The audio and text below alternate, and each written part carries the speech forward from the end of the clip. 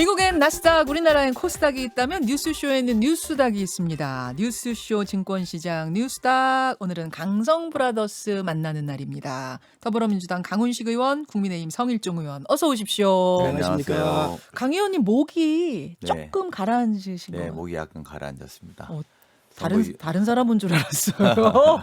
예, 선거 유세도 하고. 가라앉았습니다. 성 의원님도 좀 그러세요? 네, 예, 다들 컬컬한- 칼칼하지요. 네. 아니 요거는 조금 소소한 질문이긴 한데 왜 그러니까 거리에 뭐 트럭이나 이런 무대에 서서 정치인들이 선거 운동 하시잖아요. 국민 여러분, 뭐 시민 여러분,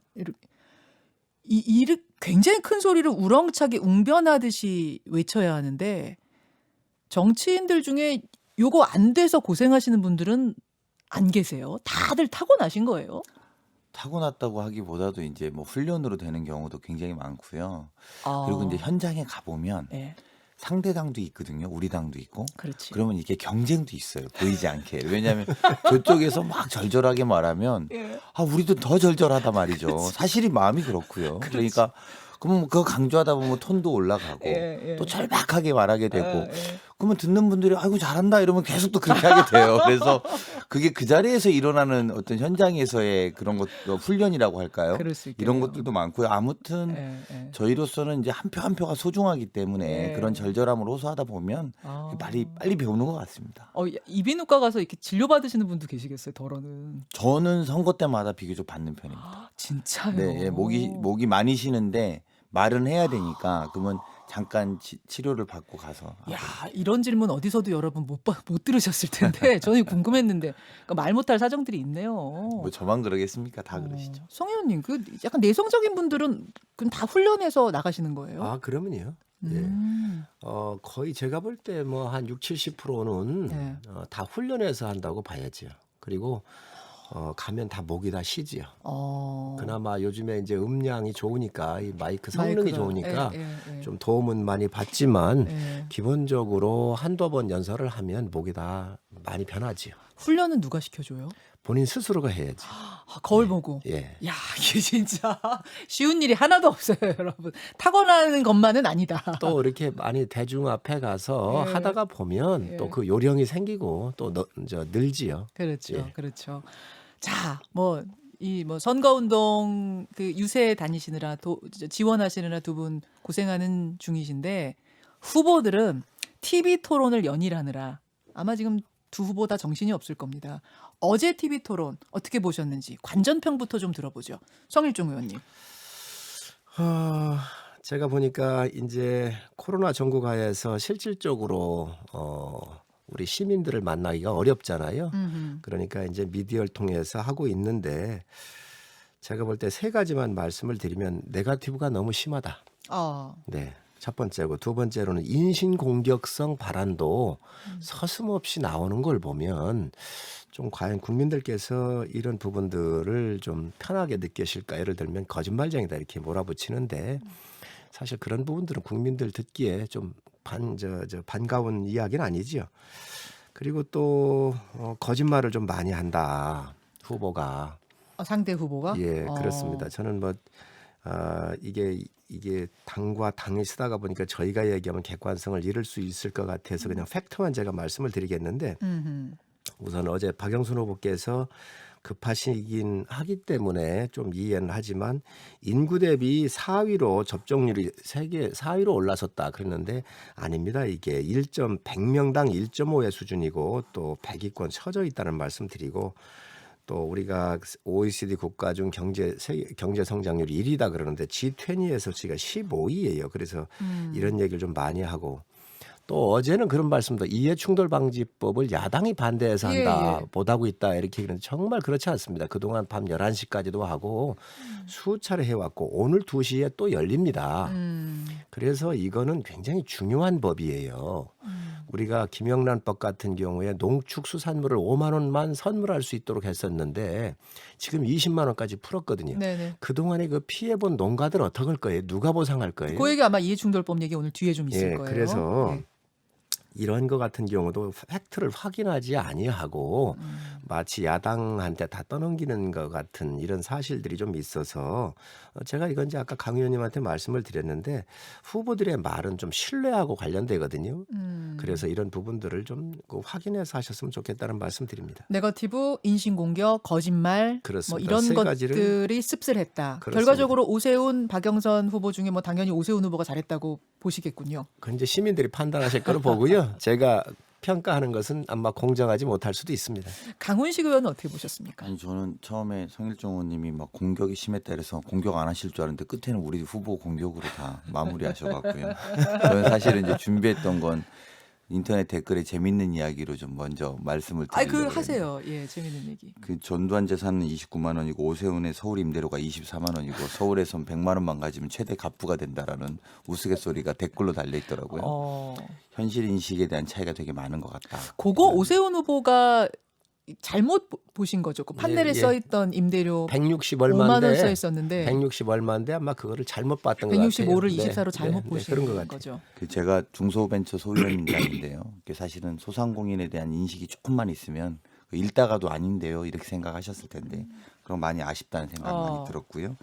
말씀대로 그 상대 후보에 대한 이야기 반면에 어제 토론에서는 오 후보의 주도권 토론 시간을 뭐 했으나 저는 이게 사실 되게 중요한 포인트거든요. 이게 본인의 속내일 겁니다. 자기의 온전한 시간이니까요. 예. 그게 10분 정도 됐는데 내곡동 땅 설명하는데 본인이 10분을 다 쓰시더라고요. 그건 무슨 말을 하느냐. 본인의 해명이 해명답지 않았고 본인의 거짓이 거짓 계속 드러나는 상황에서 그 시간을 그렇게 쓸 수밖에 없었던 걸 반증한 거다.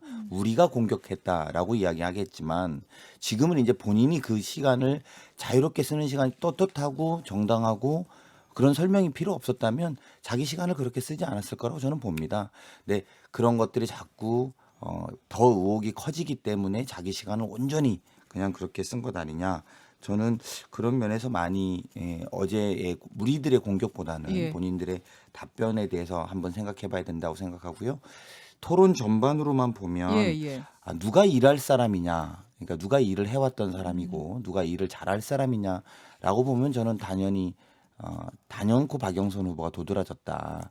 현실적인 진단에서부터 10년 쉬신 분은 10년 쉰 티가 났던 것 같고요. 아, 쉰 티가 났다. 저는 뭐 그렇게 오히려 봅니다. 오세훈 후보 쪽의 슬로건은 당장 내일부터 일할 사람이다. 이거 아니에요? 그거는 제가 볼 때 10년 전에 기준으로 일하신다는 이야기죠. 10년 동안에 아까 말씀하신 임대료 24만 원도 예. 지금 중소상공인들을 만나봤다면 그런 멘트는 그게 실수일 수 있습니다만 제가 뭐 말꼬리 잡으려고 하는 건 아니고요.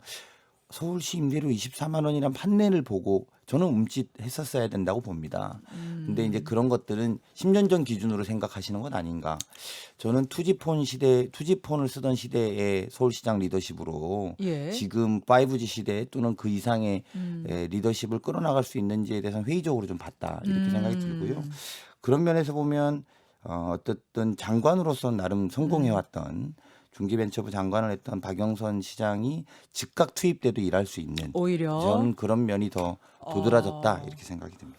야, 이거는 한 마디씩만 그럼 더 하실 기회 드릴게요. 투지폰 시대의 그 감각으로 한참 쉬신 티가 났다. 성일종 의원님. 글쎄 진영에 따라서 볼 수도 있는 것이니까요. 뭐 그거에 대해서 굳이 제가 그렇게 반론할 생각은 없습니다. 그러나 박영선 후보 같은 경우 참 거짓말을 너무 많이 한다. 목동의 아파트들 다 승인 많이 났다 그랬거든요. 네. 어제 확인해 보니까 목동 아파트 한 곳만 하고 나머지 다 승인이 보류됐다는 거 아닙니까? 이런 이야기를 함부로 그렇게 막 얘기하면 안 돼요. 그런데 이런 것들이 바로 투입해서 일할 수가 있겠습니까? 지금 소상공인 그 부분이 있는데 그거는 박영선 후보가 공약을 낸 거예요. 지금 소상공인들이 임대료로 고생을 하고 있으니까 이거 다 지원하겠다는 거잖아요. 네. 그 예산을 묻다가 보니 그 수치가 이렇게 적은 거를 보다가 보니까 조금 실수하셨던 것 같아요. 그거는. 그래서 그게 이렇게 팩트적으로 큰 문제 있는 건 아니라고 좀 보여지고 내곡동 얘기를 하셨는데 가장 중요한 건 그거예요. 이게 팩트가 뭐냐는 거지요. 땅을 투기했는가? 투기한 게 아니지 않습니까? 자기 장인으로부터 70년도에 15살짜리 8분의 1에 130평 정도 땅을 상속받았기 때문에 투기가 아니라는 말씀이고 그 당시에 또 이것도 그럼 서울시장 하면서 땅을 편입을 시켜서 셀프 보상을 받았는가 이 이야기잖아요. 예. 그런데 셀프 보상이 이 땅은 가운데 있어서 이 땅을 빼면 도저히 이 아파트 22만 평을 질 수가 없는 부분이잖아요. 그래서 이거 같은 경우는 국토부가 이미 검토를 했고 중앙토지수용심의위원회를 열어가지고 강제 수용당한 땅이거든요. 근데 이러한 본질을 놔두고 엉뚱한 곳에 가가지고 지금 현재 빨려 들어가고 있는 것이죠. 자, 마지막입니다. 네, 저는 저 이야기에 대해서 아까 네거티브가 많다고 하셔서 굳이 하지 않으려고요. 그래서 좀 확실히 그 당황하시는 것 같다. 그 오세훈 후보 진영이 이런 느낌 많이 들고요. 그리고 진실은 어쨌든 밝혀질 거라고 봅니다. 오히려 저는 오세훈 후보가 어제 했던 이야기 중에 비강남, 강남 이런 표현 쓰면서 저는 정말 강남주의자구나. 그러니까 강남과 비강남 이거는 서울과 비서울을 비교하는 것과 같은 거거든요. 저는 지방의 국회의원이지만 어떤 편향된 시각을 갖고 있는지를 확인할 수 있는 계기였다. 그 단어 선택이 본인의 생각을 드러내는 거다 이렇게 보여지고요.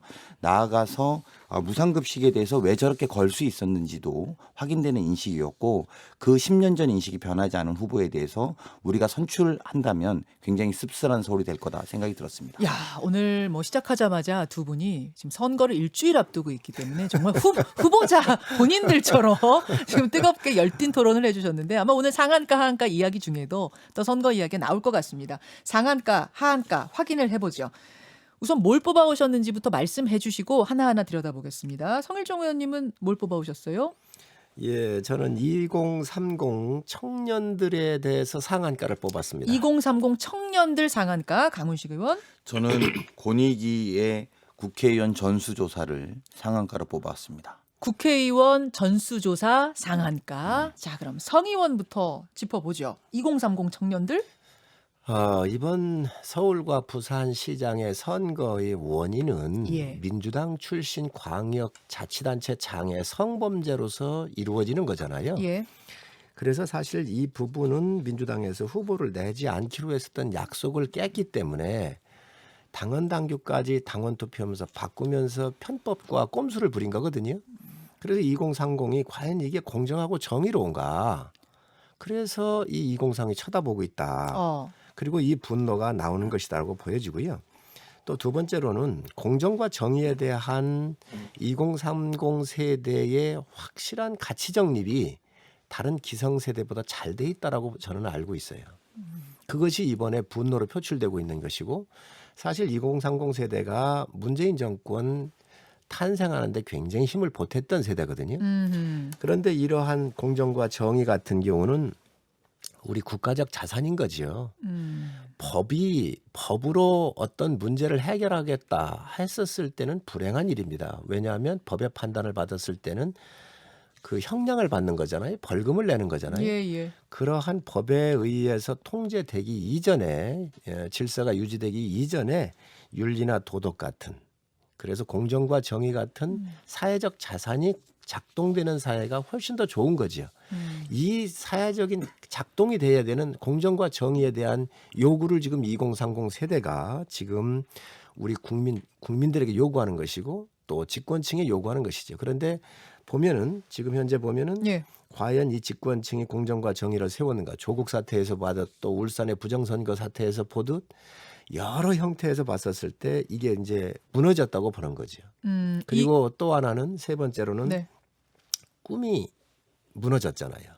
집을 살 기회도 없어져 버렸고 이제는 또 직장도 찾기가 어려운 세대가 됐었고 일자리 상황판을 대통령께서 청와대에 만들면서 했었지만 언제 내려놨는지 모를 정도로 슬그머니 없어졌습니다. 자, 조금만 줄여서 2030 청년들이 지지율 여론조사 보면은 이제 지지율이 오세훈 후보를 다른 세대보다 훨씬 압도적으로 지금 지지하고 있다. 그 부분을 지금 말씀하시는 것 같고. 그렇습니다. 예. 최근에 2030과 관련해서 또 좀 논란이 됐던 발언이 있는데요. 잠깐만 듣고 올까요?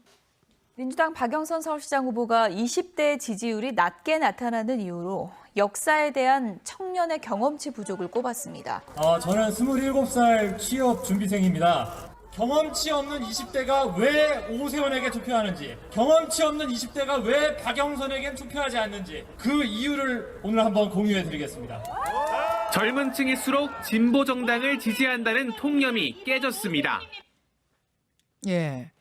강훈식 의원이 좀 답을 주셨으면 좋겠어요. 일단 그 경험치 발언 요것 때문에 이제 2030들이 많이 화가 났다 이런 얘기들이 나오는데 이 발언은 어떤 배경으로 나온 건지. 네, 배경만 좀 말씀드리면 예. 이제 박 후보의 뭐 해명 중심으로 제가 말씀을 좀 드리면 박영선 후보는 이유가 어땠던 간에 섭섭했다면 제가 좀 더 잘해야 한다라고 하면서 예를 들어서 국민의힘에서 문재인 대통령을 독재자라고 하는데 전두환 시대를 경험해 보지 않아서 상황 비교가 어렵다고 이야기한 20대가 말한 것을 이제 전달하는 과정에서 저런 오해가 좀 빚어졌다는 것이 이야기고요. 근데 사실은 이 문제에 대해서는 저는 그렇게 생각합니다. 우리 아까 성일종 의원이 이야기하셨습니다만 어쨌든 2030 유권자들의 눈높이에 부합하지 못한 점이 있다면 저희가 더 반성해야 되는 문제다. 저는 이렇게 생각하는 게 맞다고 봅니다. 그리고 특히 정의로운 문제에 대해서도 저희가 더 엄중을 기해야 한다. 그리고 지금 나오는 지지율은 그런 면에서 저희가 회초리를 맞아야 된다고 생각합니다. 회초리 맞아야 오히려. 된다고 생각하세요? 그렇습니다. 그리고 특히나 뭐 상대 후보의 허물이 이렇게 명백한데도 네. 불구하고 우리를 지지하지 못하는 것은 저희의 눈높이가 그러니까 저희의 실천이 2030의 눈높이에 멈추지 못한 것이기 때문에요. 이것은 단순히 이번 문제로만 볼 것이 아니라 예. 선거 이후에라도 저희가 계속 맞춰나가는 노력을 해야 될 것이라고 보고요. 그리고 또 2030의 특징이라는 것이 과거의 세대 선배들보다는 훨씬 유연한 게 장점이거든요. 그래서 저희가 잘하고 또 공정한 자세를 가지고 처리한다면 이후에 다시 또 저희들에게 기회를 줄 수 있다는 마음으로 최선을 다하겠다 이렇게 생각합니다. 지금 2030 여론조사가 어떻게 나왔길래 이렇게들 얘기하는 거야? 이러실 수 있는데요. 한 박영선 후보 저희가 지금 유튜브와 레인보우로 표를 보여드리고 있습니다. 뭐 이런 식의 표입니다. 20대에서는 박영선 후보와 오세훈 후보의 지지도 차가 3배가 날 정도의 상황입니다. 다른 세대하고 뭐 확연히 차이가 나요. 그리고 뭐 이야기가 나온 김에 여론조사 얘기가 나온 김에 오늘이요. 공표가 가능한 여론조사 마지막 날입니다. 그래서 오늘 발표가 된 여론조사를 하나 저희가 보여드릴게요. 자, 유튜브와 레인보우를 통해서 그 표를 한번 좀 보여드리겠습니다. 오늘 발표된 MBN과 매경 의뢰로 한길 리서치가 조사한 내용입니다. 서울에 거주하는 842명을 대상으로 28, 29 양일 동안 조사를 했는데요. 오세훈 60.1, 박영선 32.5, 오세훈 60.1, 박영선 32.5가 나왔네요. 판세. 요거는 강훈식 의원한테 여쭤야 될 것 같아요. 네. 요거 지금 일주일 동안 뒤집을 수 있다고 보십니까? 어제 나온 조사인데요. 정확하게는 어제 발표가 된 어제 조사입니다. 발표입니까? 예, 예. 저는 이렇게 봅니다. 이렇게 지금 상황은 우리 당에 관련해서는 불만을 가지고 있는 거고요. 상대 당에서는 불신을 갖고 있다. 저는 이제 이게 지금 현재 상황이라고 봅니다. 그런 면에서 이제 저희가 실제로도 선거 과정에 질타의 목소리를 많이 듣고 있는 게 사실이고요. 더 잘해야 되는 거 아니냐 이런 문제 제기도 충분히 있고 또 그런 반성의 요구 목소리도 많이 듣고 있습니다. 저는 솔직히 말하면 이 부분에 대해서 저희가 겸허하게 받아들여야 된다라고 생각합니다. 뭐 그리고 그런 과정들이 저희 자세로 드러날 때 또 진심이 드러나면 유권자의 마음은 변할 거라고 보고요. 특히나 이제 선거 마지막으로 하면 지지층이 집결되기 때문에 그렇게 되면 끝까지 저희가 최선을 다하면 가능성은 있다. 놀랄만한 반전을 만들 수 있다. 저희는 놀랄만한 반전을 만들 수도 있을 이렇게, 것이다. 그렇게 생각합니다. 네. 판세 성일종 의원님. 제가 볼 때는 이 원칙이 무너지면 신뢰를 잃는 것이거든요. 그래서 이 정권 자체가 신뢰를 잃었기 때문에 국민의 마음을 돌리기에는 굉장히 어려울 것이라고 보여집니다. 그래서 저희 야당의 입장에서 저희가 정권을 잡았을 때 예. 저희를 지지했던 또 2030 세대가 떠나갈 수도 있습니다. 약속을 안 지키고 가식으로 위선으로 한다고 한다면 그래서 이번 선거를 우리가 치르면서 정말 이 사회적인 가치에 대한 꼭 우리가 정치든 법률이든 지켜야 되는 이 원칙적 가치 소중한 가치를 지키는 그러한 그 계기로 꼭 삼아야 되겠다 생각을 하고요. 또 마지막까지 겸손하고 또 성범죄로 치러지는 것에 대해서 우리가 어떻게 앞으로 대책을 세우고 공직자들이 어떻게 할 것인지에 대한 이런 생각을 좀 가다듬으면서 최선을 다해야 된다고 생각을 합니다. 놀랄만한 반전도 가능하다라는 게 민주당 이야기인데 왜냐하면 지지층이 후반기로 갈수록 결집하니까 어떻게 생각하세요? 이제 모든 진영에 다 원하는 사항 아니겠습니까? 그러나 아까도 말씀드렸지만 이 원칙이 훼손되고 사회의 기본이 무너졌었을 땐 분노하는 그 민심은 되돌릴 수가 없을 것이다라고 생각을 합니다. 지금의 그런 민심은 정권 심판 쪽에 확실하게 가 있다라고 보시는 거예요? 저는 그렇게 보고 있습니다. 알겠습니다. 자, 두 분이 생각하는 판세 들었는데요. 강훈식 의원의 상한가로 넘어가죠. 음성으로 확인하겠습니다. 민주당은 권익위의 전수조사 결과를 있는 그대로 공개하고 문제가 있는 의원에 대해서는 단호하게 법적, 정치적 책임을 물을 것임도 약속드립니다. 보여주기식으로 자기들 편에 맡겨서 저렇게 하네요. 철저히 좀 검증해봤으면 좋겠어요. 자, 지금 김태년 원내대표, 주호영 원내대표의 목소리를 차례로 들으셨는데요. 강훈식 의원님. 네. 상한가로 권익위의 국회의원 대상 전수조사 네. 이걸 골라오신 상황. 지금 어떻게 돌아가고 있습니까? 저는 뭐 이 국민들이 정치권을 불신하는 이유가 뭐냐 이제 이렇게 보면 사실은 이렇게 부동산과 같이 큰 일이 생기면 세상이 끝날 것처럼 상대방을 욕하고 쥐잡듯이 잡죠. 예. 그리고 공격할 때는 목소리를 막 얼마나 높은지 막 높여요. 그리고 뭐 예를 들면 근데 이제 본인에 대해서 칼날을 들일 때는 예, 예. 굉장히 신중해집니다. 급속도로. 정치인들이 그래서 욕을 먹는 거 아니겠어요? 맞아요. 예. 예, 국민들을 대하거나 국민들을 욕할 때는 예. 그러니까 그 상대당을 욕할 때는 막 이렇게 하고 자 이제 우리도 한번 해봐야지 이럴 때는 슬그머니 신중해야 됩니다. 이렇게 신중론을 세우는 거죠. 예. 그리고 다른 이유를 여러 가지를 댑니다. 예. 근데 그런 것들이야말로 정치권이 좀 앞으로 깨트려 나가야 되는 모습이라고 생각하는데요. LH 투기 사태로 인해서 얼마나 국민들의 목소리가 높습니까? 그리고 아까 말씀하신 것처럼 우리 성 의원님도 말씀하셨지만 20대의 불공정에 대한 이야기들이 그런 데서 다 나오는 거라고 봅니다. 예. 정말 어렵게 돈 모아서 집 사는 사람들은 실패자가 되는 것 같은. 예. 근데 이런 문제에 대해서 가장 중요한 거는 발본색원하고 투기자 처벌하고 투기 환수하고 이제 이런 것들을 구체적으로 해나가야 되는데요. 그렇죠. 무엇보다도 이제 발본색원에 있어서 국회의원 전수조사가 필요하다라는 이야기가 있었고 그때 이제 우리 성 의원님도 주장을 많이 하셨습니다만 여당이 먼저 해라. 그럼 야당도 할 거다. 이제 이런 입장들을 이야기해 왔습니다.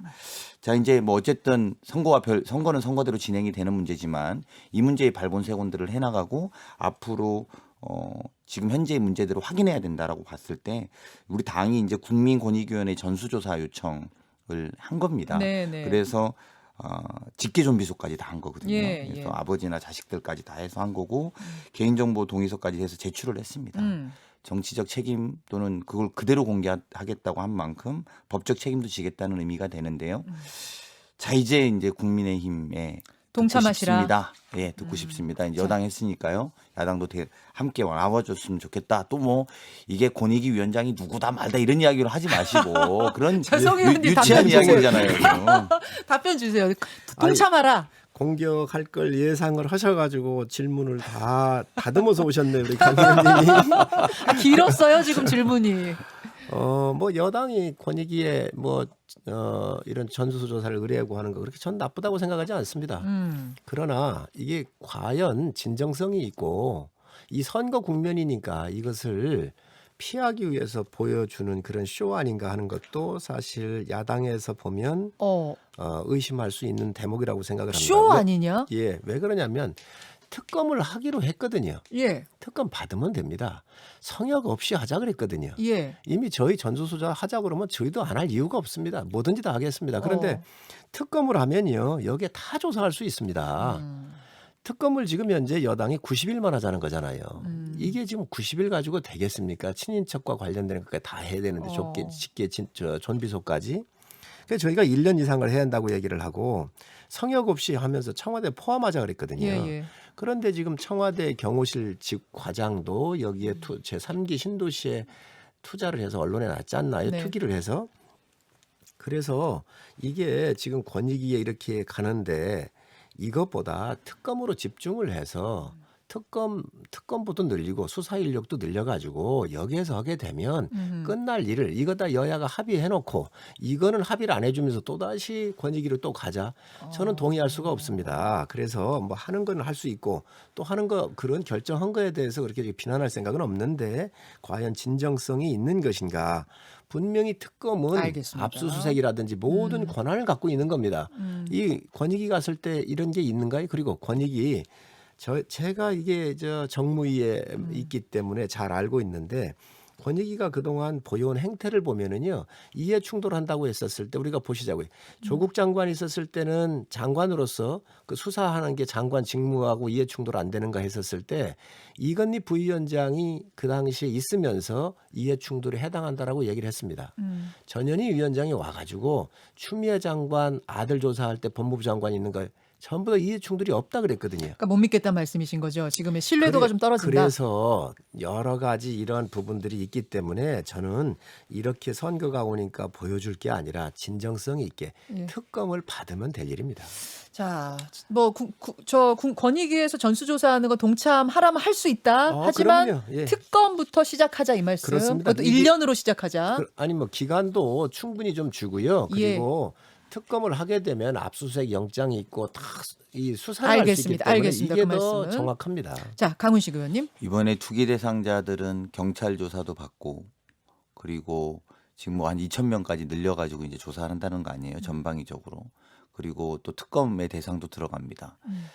국회의원들은 이럴 때 또 그냥 특검으로만 넘길 문제는 아니다라고 생각하고 다행히 성일종 의원께서 권익위 조사도 받을 수 있다고 하니까 예. 저는 권익위 조사도 전수조사 신청하고 또 특검대로 받으면 될 일이다 이렇게 생각하기 때문에요. 90일보다 기간 좀 늘리자는 건 그거는 어떻게 이제 생각하세요? 협상의 문제니까 저는 예. 뭐 할 수 있다고 봅니다. 그리고 예. 지금 그 협상은 90일 이상 또는 뭐 청와대까지 하자 이런 쟁점들이 남아 있어서 근데 이제 선거 기간이니까 오히려 멈춘 거죠. 여야의 원내지도부가 협상을 하다가 멈춘 거니까 이제 선거가 끝나면 협상은 재개될 거라고 보고요. 다만 구체적으로 무엇을 실천하고 있는지 또 그냥 이게 합의되면 그때 가서 하겠다 뭐 합의돼도 또 이게 문제다 이런 식의 이야기는 하지 말고 그런 조건 없이 담백하게 국민 앞에 우리부터 신뢰를 보여주자라고 하는 것에 대해서 알겠습니다. 하면 될 거라 봅니다. 지금 시간이 별로 없지만 요거 하나는 좀 여쭙고 가야겠습니다. 여러분들께 일단 우리 청취자들께 좀 양해를 구할 것은 오늘 꿀벌 이야기를 한 제가 5, 6분 정도 인터뷰를 하려고 했는데 그걸 조금 더 여유 있게 하기 위해서 내일로 미루고 두 분께 이해충돌방지법 이거 어떻게 되는 건지 한마디씩 좀 듣고 제가 맞춰야 될 것 같아요. 국민들은 간절히 원하고 있습니다. 이해충돌방지법 8년 끌었는데 이번에는 좀 통과시켜라. 이런 의견이 여론조사에 보면 압도적이거든요. 근데 지금 민주당에서는 국민의힘이 미적미적하고 신중하게 해가지고 지금 나아가지를 못하고 있다. 이렇게 얘기를 합니다. 성일종 의원님 그렇습니까? 제가 담당 소위원장입니다. 위원장이 성일종 의원이시죠? 그렇습니다. 맞아요. 법안소위원장입니다. 예. 그리고 이거는요. 밤 11시까지 여러 차례 했습니다. 이 법이 굉장히 국민 생활에 주는 영향이 커요. 임대차 3법을 해서 얼마나 졸속으로 야당 반대에 이러한 혼란과 부동산 시장에 어마어마한 충격을 줬습니까? 김영란법을 했었을 때 농수축산물에 대해서 5만 원씩만 선물하더라고 했어요. 예. 그런데 이 선물이 지금은 20만 원까지 늘어났습니다. 예. 할 수가 없는 거예요. 이렇게 법을 엉터리로 만들어 놓으면 현실적이지 않다고 그렇습니다. 말씀이세요? 그동안 그 못 팔았었던 이 농축수산물에 대해서 생산한 분들의 피해는 누가 보상할 겁니까? 이러한 엄청난 문제가 있거든요. 지금 이해충돌방지법 말고도 예. 부패방지법, 청년법, 그다음에 공무원과 관련되는 그 윤리강령에 의해서 다 강제를 할 수 있고 법이 있습니다.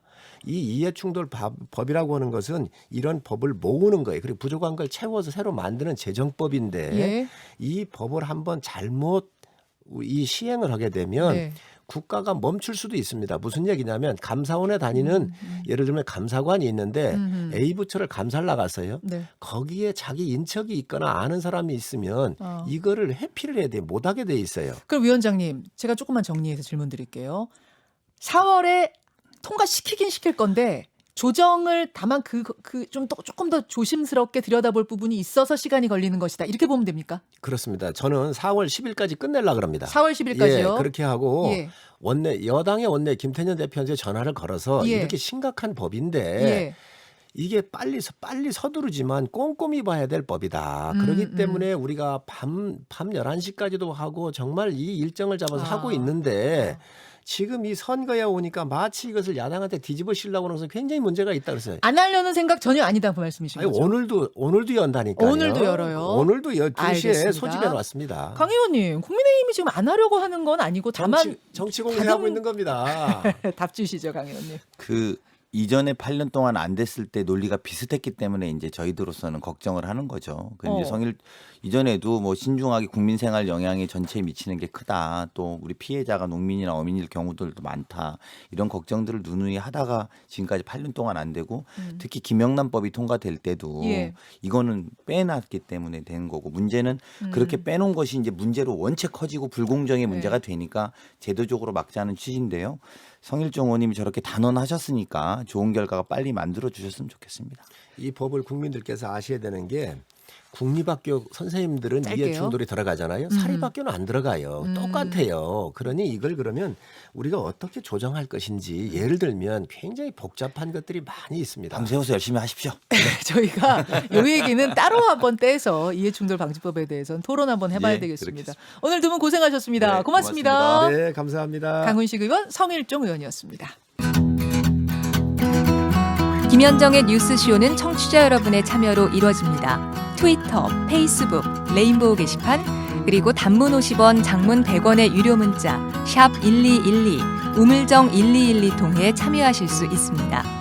김현정의 뉴스쇼, 여러분과 함께 만듭니다.